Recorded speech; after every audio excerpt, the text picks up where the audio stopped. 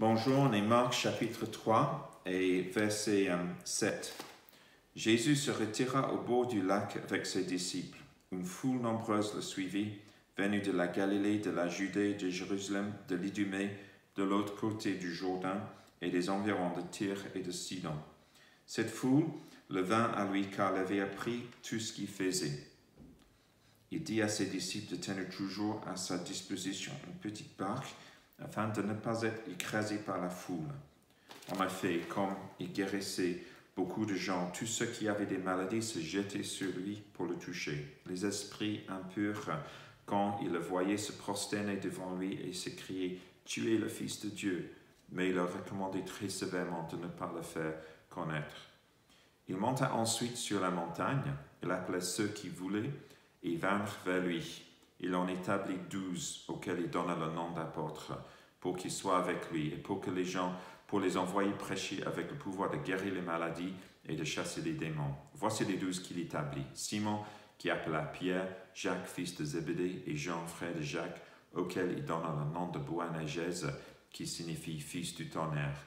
André, Philippe, Barthélemy, Matthieu, Thomas, Jacques, fils d'Alphée, Thaddée, Simon le Cananite, et Judas l'Iscariote, celui qui trahit Jésus.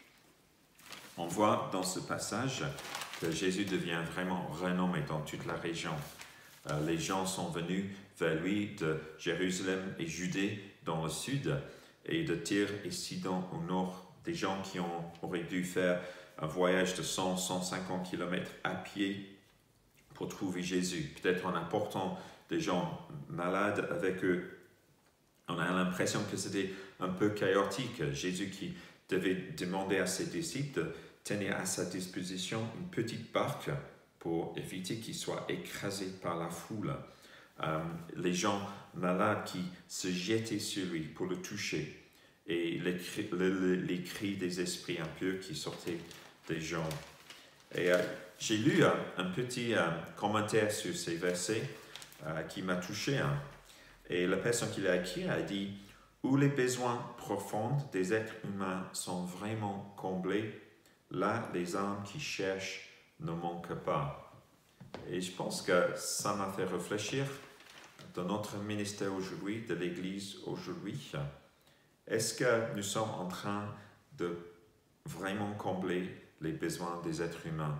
Jésus a comblé les besoins des êtres humains. Il a guéri les malades. Il a libéré les opprimés. Il a enseigné la vérité.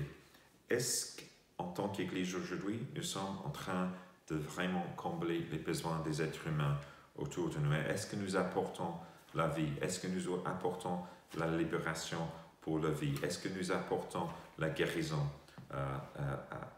aux êtres humains? Je pense qu'il faut qu'on prie quand nous ayons cette puissance du Saint-Esprit que Jésus avait sur lui. Jésus, bien sûr, il était Dieu, mais il agissait par la puissance du Saint-Esprit. Les premiers disciples dans le livre d'Actes, ils agissaient par la puissance du Saint-Esprit. Ils faisaient les mêmes choses que Jésus par la puissance du Saint-Esprit.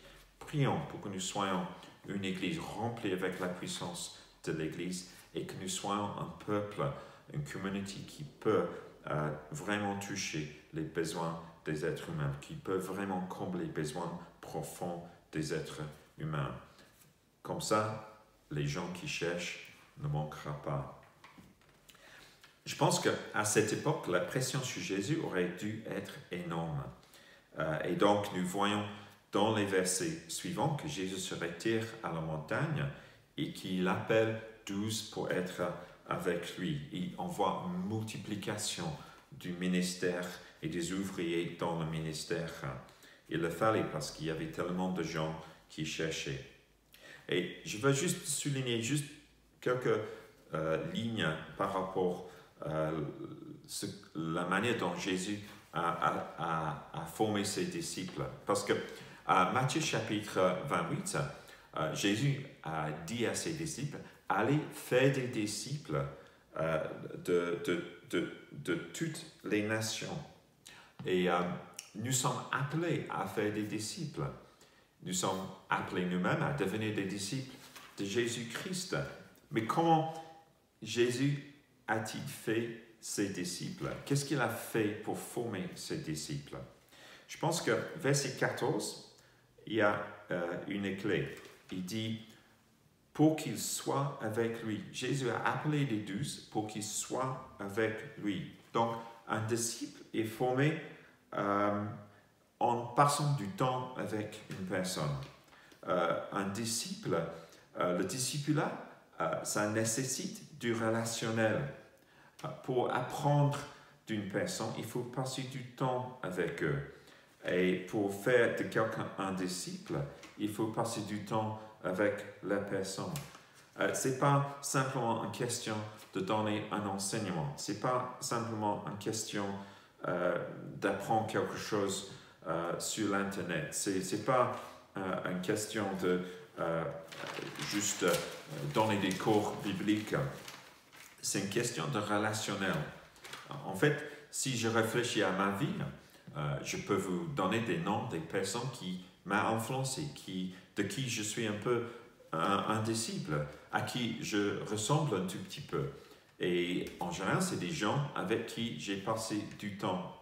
Et je pense que nous ne devons pas oublier, en faisant des disciples, en voulant devenir un disciple de Jésus, qu'il faut le relationnel, il faut passer du temps avec les gens. Les disciples de Jésus, ils ont marché de longues distances avec lui, ils ont beaucoup discuté avec lui, ils ont rigolé avec lui, ils ont mangé avec lui, ils ont dormi dans la même barque que lui, ils ont prié sûrement ensemble avec lui. Et ils ont fait toutes ces activités par lui, et c'est comme ça qu'ils ont appris. C'est aussi à noter que Jésus les envoie à prêcher. Ce n'est pas que Jésus leur donne un petit truc à faire dans la communauté des disciples. Il les envoie vers l'extérieur, vers les gens qui ont besoin d'entendre la bonne nouvelle du royaume de Dieu. C'est aussi à noter, verset 15, que Jésus leur a donné de l'autorité. Donc, il leur a donné le pouvoir de chasser les démons.